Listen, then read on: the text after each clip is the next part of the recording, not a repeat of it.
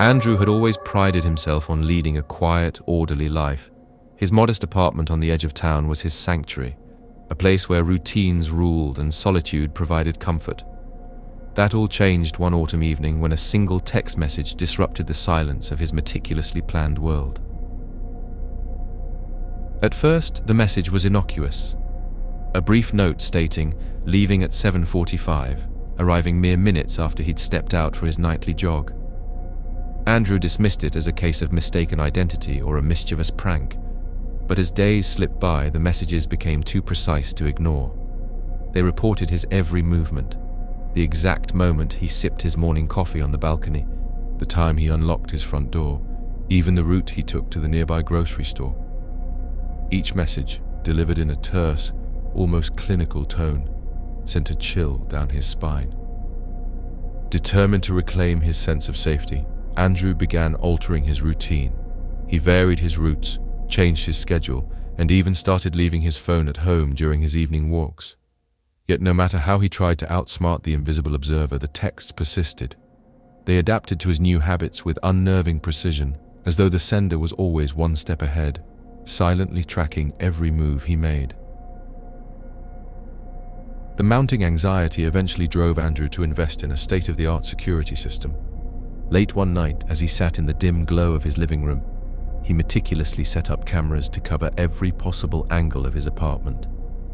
With a heavy heart and trembling hands, he reviewed the footage the next morning.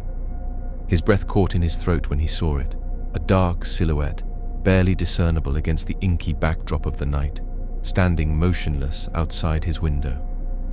The figure did not move or make a sound.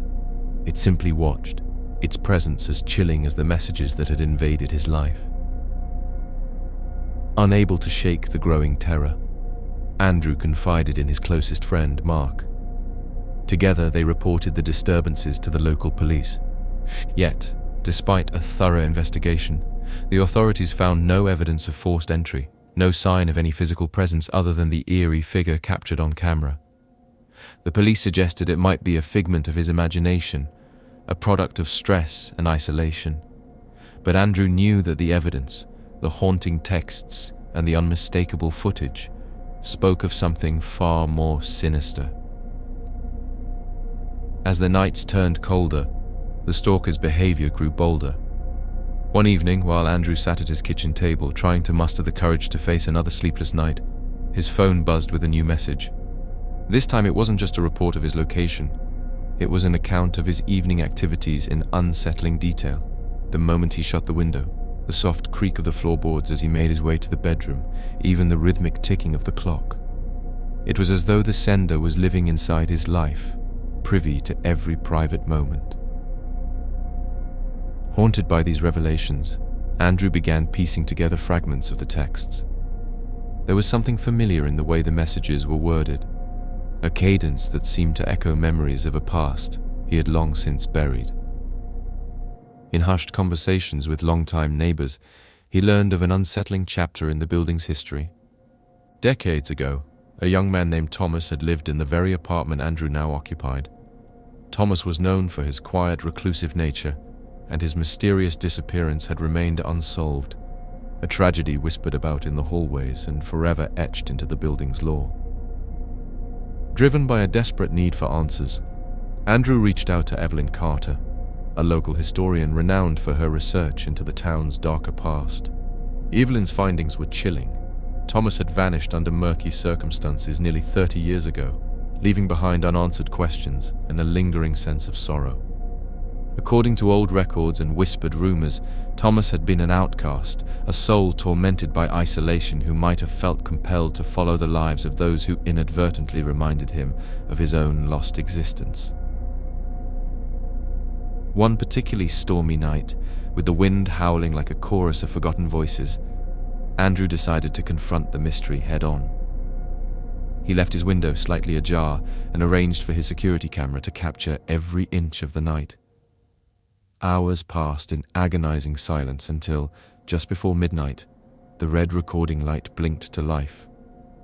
In the murky frame, a figure emerged from the darkness, a slow, deliberate movement that seemed almost ritualistic.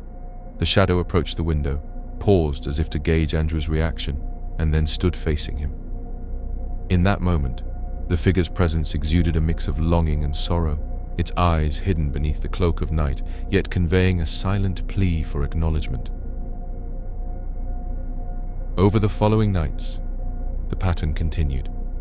The messages, once cryptic and detached, took on a more personal tone. They referenced memories of childhood laughter in the courtyard, whispered conversations in the dim hallways, and even the quiet moments of reflection in a neglected corner of the building where a tragic accident had occurred.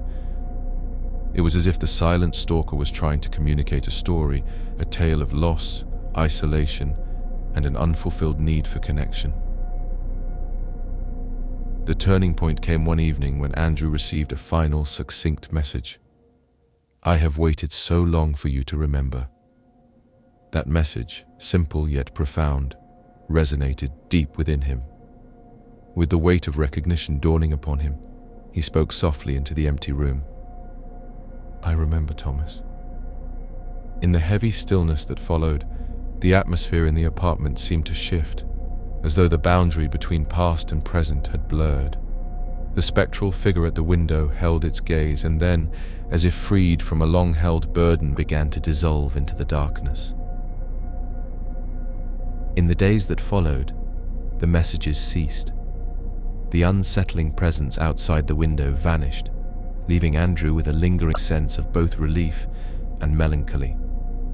Though his life slowly returned to a semblance of normalcy, the memory of those nights and of Thomas, the silent stalker, remained indelibly etched in his mind.